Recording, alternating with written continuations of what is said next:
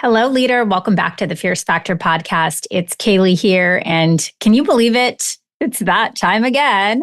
The hustle and bustle of the holiday season has arrived, and I'm sensing a unique sense of readiness to tackle 2025 with a renewed vision, energetic optimism, and excuse my French, but let's fucking go attitude. If you haven't signed up yet, now is your reminder to register for my upcoming free Strategic Planning Masterclass. If you're new around here, I do things a little different. You see, I believe the best way to hit your New Year's goals is to become the kind of leader who builds an ecosystem that supports that endeavor. That means getting very clear about both what and who it's going to take to resource, uplift, and empower you in pursuit of that goal, and really a clear idea of what season you're even in. I used to attend these planning masterclasses and courses that would be run by consultants and coaches that I really admired. But I always felt like I ended up more overwhelmed with to-dos and feeling less capable of tackling that list. And so I started building my own strategic planning guide, and I would block an entire distraction-free day to essentially decide what am I looking to accomplish? What's the next version of my business look like? And then I would reverse engineer that goal into very achievable milestones. And the most important thing I learned was that a strategic plan isn't really even just for me. It's actually all about getting honest with myself about what I need to focus on. And more importantly, who I need to hire or delegate which tasks to in order to successfully achieve my own goals. I think sometimes we don't hit goals because we have a vision and we don't know how to resource ourselves with the things that we need. Because I did it this way, and I actually gifted myself the time and this sort of focus in my planner, I started planning my marketing campaigns months ahead of time, which gave my team a runway to prepare, which means I know what, if any, promotions are going out ahead of time. I know when. Therefore, I would have scripts and posts and assets all ready to go with edits way beforehand. So I wasn't scrambling last minute. I had my conference and coaching plans prepared so I could budget ahead of time. I could start making plans to implement new techniques or skills. I could prepare my on-stage presentations and travel way ahead of schedule. My gosh, right? How does that sound? And over the years, my planner grew to like a 25-page document, a roadmap for actionable activities my team and I could look at as a blueprint for the year.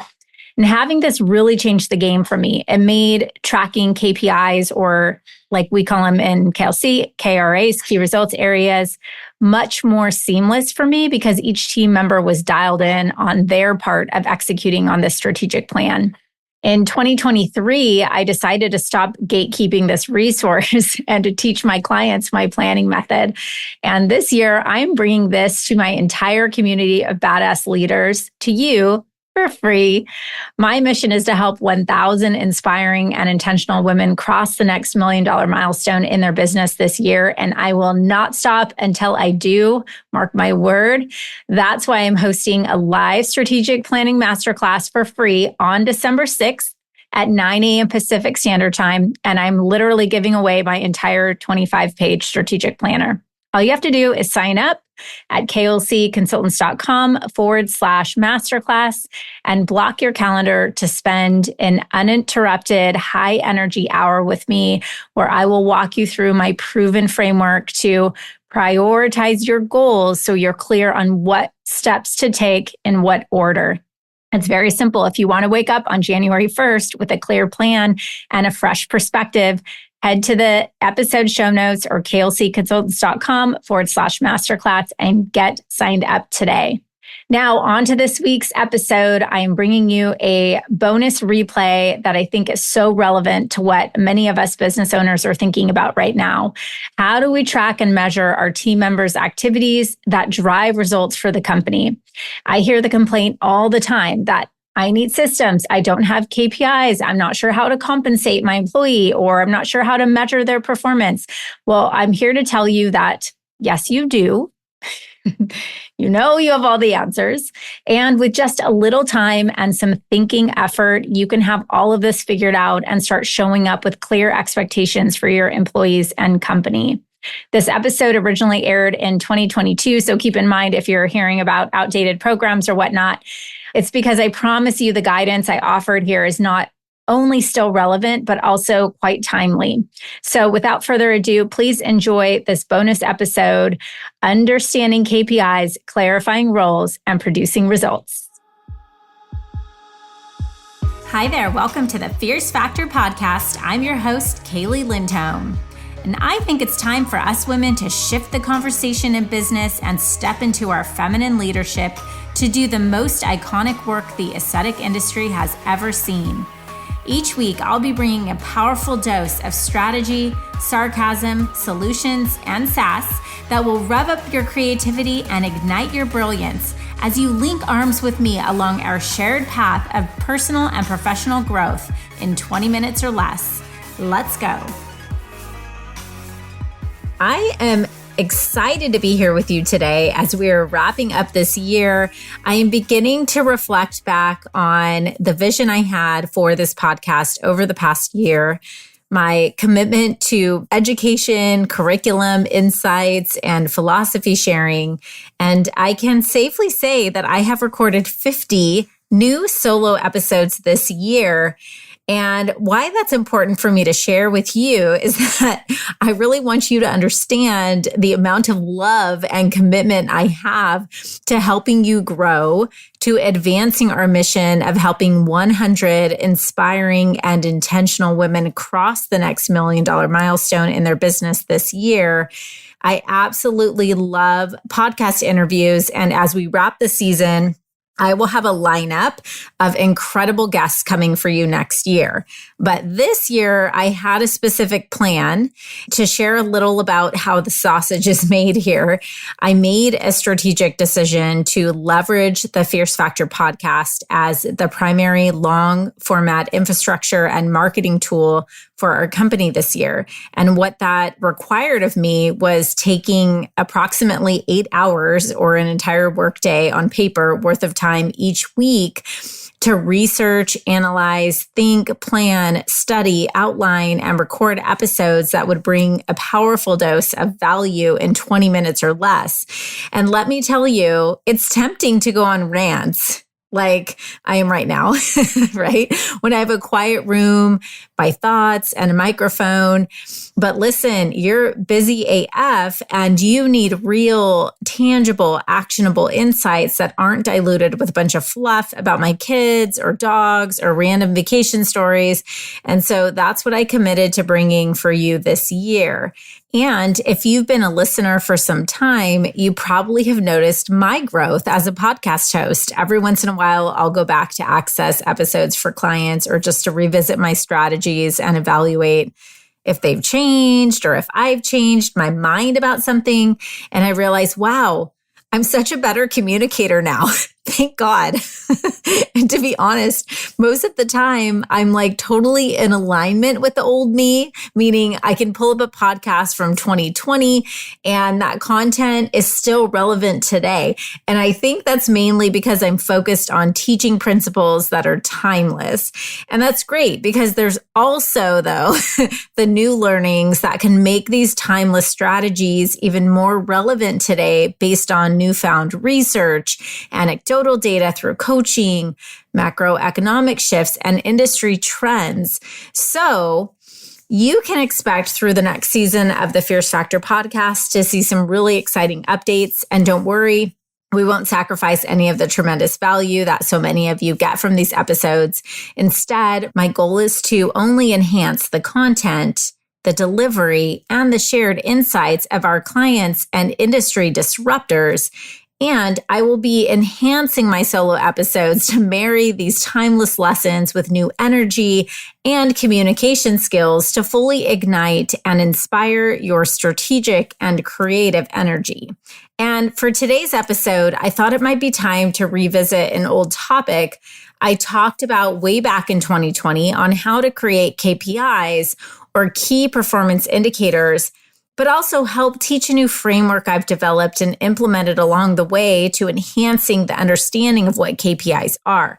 So much of what I do on a daily basis is like teach myself new things, apply it into my business, teach those things to my clients, learn best practices, take critical feedback, update, modify, and challenge myself to make it even better. And that's why so many of you tell me, wow, Kaylee, my Allergan consultant never told me about that. And that's because your Allergan consultant, who is probably brilliant and creative and generous and kind, is working for a large pharmaceutical company. And whether he or she has the knowledge to think outside the box or not, they're burdened by compliance regulations and other limitations, probably too many things to mention here.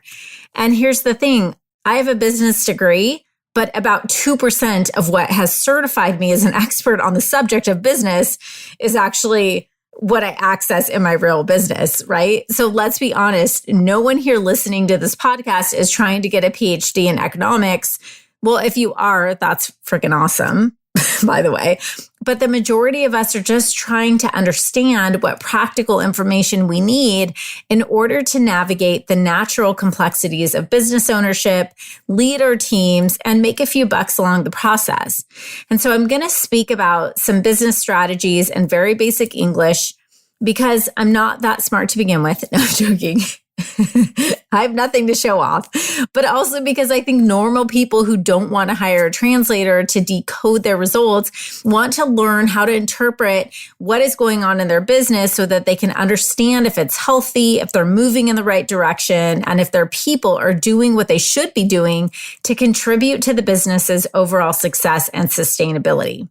Today, I want to talk about the reason why we hire people. Believe it or not, it's not just to alleviate stress. It's not to read your mind. It's not to fill gaps. And it's not to take stuff off your plate. We, in fact, hire people for our team to produce wealth for our business. So the next question for me is then, if that's true, how do we make sure each employee is producing and perpetuating profit for our company? We use something called KPI, or key performance indicators. By definition, a key performance indicator is a quantifiable measure used to evaluate the success of an organization, employee, etc., in meeting objectives for performance. And this is an important measurement of how well your business is doing.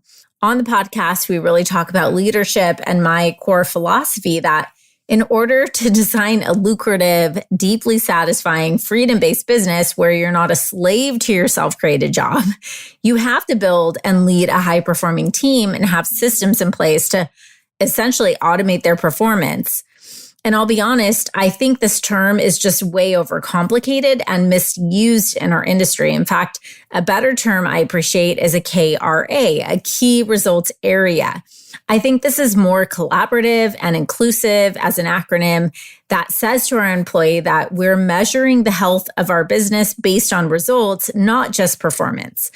And typically, we as leaders do a bad job developing KRAs because we aren't focused and prepared when we hire the employees to begin with. We outsource as much as possible, or we copycat what someone else did, and we end up measuring the wrong things. Let me put it this way. If you're a provider with 2 employees, talking about revenue per square foot is a huge waste of energy, and ultimately, this can be culture degrading. Instead, what if you were to evaluate yourself first?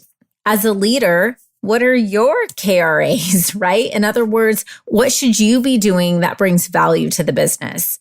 If you aren't clear on how you should be spending your time or what activities optimally impact your business or you as an owner and leader, how can you possibly assign or delegate support activities to your team members?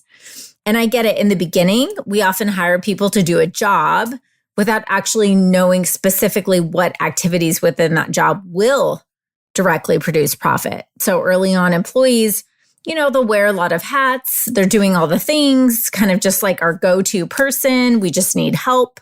So essentially, we base performance on one metric. We either just directly tie it to sales, or we decide on the fly what that employee should be doing. Or we make that employee's performance an opinion, like, hey, Susie, you did a good job today. Or, hey, Susie, step it up. Susie, I feel like you're not fully invested here. What's going on? Have you been in this position with your employees leader? I know I have. I'm like, ugh, Susie, why can't you figure that out? Why can't you solve that problem without roping me and my micromanaging control freak self into every single situation, right? And what I've learned is that the key to building a team that can read your mind is to give them the blueprint to follow. And that blueprint is KPI or KRA. So think of KRA in the business like vital signs in the body. When you have a health assessment, you get a quick overview of how the body is doing. These results provide a high-level diagnostic of the health of the body. So for example, if the heart doesn't function properly, it could basically shut down the rest of the body.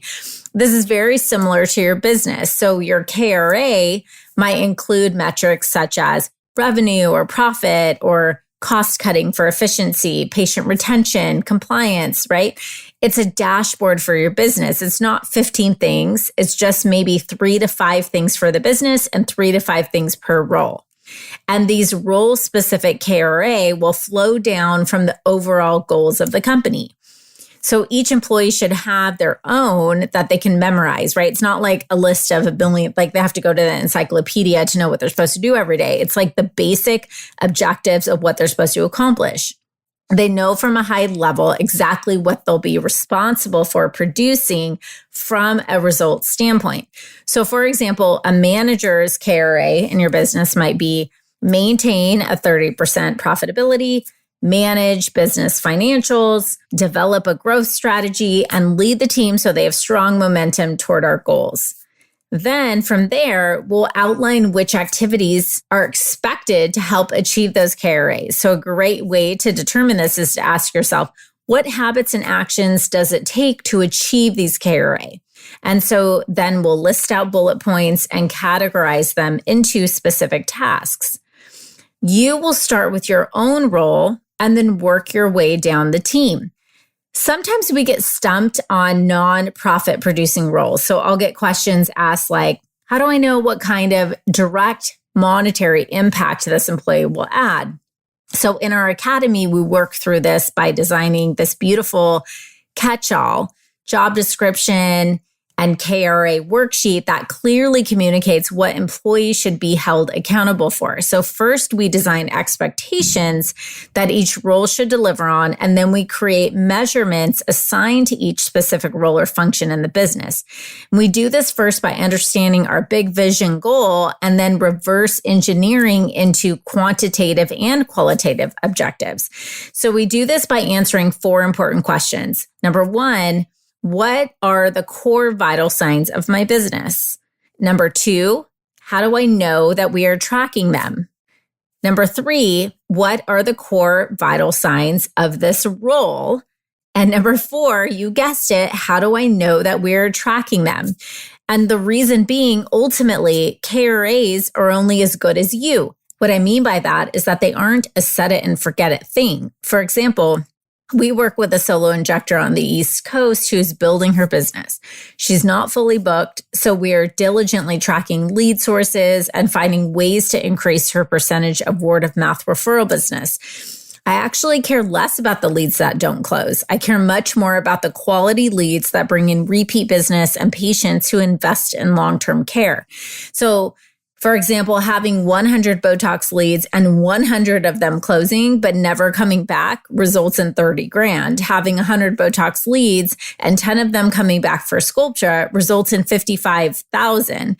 Just tracking your conversions in this scenario is meaningless. 100% conversion of the wrong client makes you $25,000 less per month. And if you're even busier, well, you get the idea.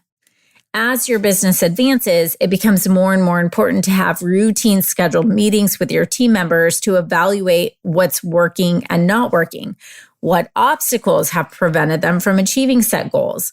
What has changed? What resources do they need? KRA should be evaluated and adjusted at minimum on a quarterly basis. Why? You're like, oh my gosh, that sounds like a lot, Kaylee. Remember, that you're growing and evolving as a business. So should your people, and so should the objectives that you hold them accountable to.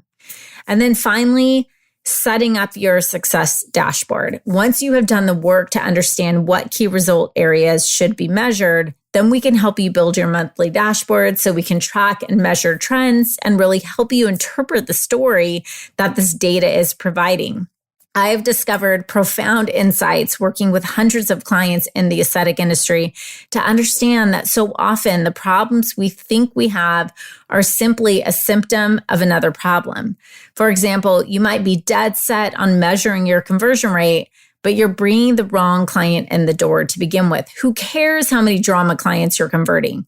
This is more likely a brand positioning misalignment than a team member's inability to close leads. If you're building a solid relationship marketing process with your customers, quote unquote, converting shouldn't even be a discussion. That's my humble opinion. And finally, I encourage you to really think about what you want out of your business. Is it actually just revenue and profits? What about pleasure? What about joy in the process of growth? What about free time? What about research or reading or vacation? Who's measuring this? Don't get distracted by pinning yourself to some random person's ideal of what your KPI should be. Decide what is going to make you happy, what's going to make you successful, what your vision for success is, and develop your own KRAs. Okay, leader, I hope this has been helpful. And if you are looking to get some strategic guidance on how to translate the vital signs of your business into tangible metrics, you can book a call with our team to learn more about our Pop Leadership Academy and specific strategies to better optimize your current operations and to create a win-win culture for your business and its people and its customers. Listen, leader, if you're vibing with me here, hang tight because I have a brand new resource for you. You are a successful, confident, powerful woman who just isn't into being average. No, you have a calling, and part of that calling is requiring you to level up. And I know that if you're working across the next $1 million milestone in your business, you need to be in the right circles. And perhaps that's why you found us. I'd love to invite you to join The Blueprint, a weekly resource for inspired, provocative thinkers who are taking this conversation to the next level. Get access to free business tools, podcast supplements, guideposts, and direct communication with me and my expert team. And of course, a masterfully curated circle of women making big moves and disrupting the status quo in aesthetics and wellness. You can link directly through the show notes or head to klcconsultants.com/blueprint. It's time to elevate. See you there, goddess.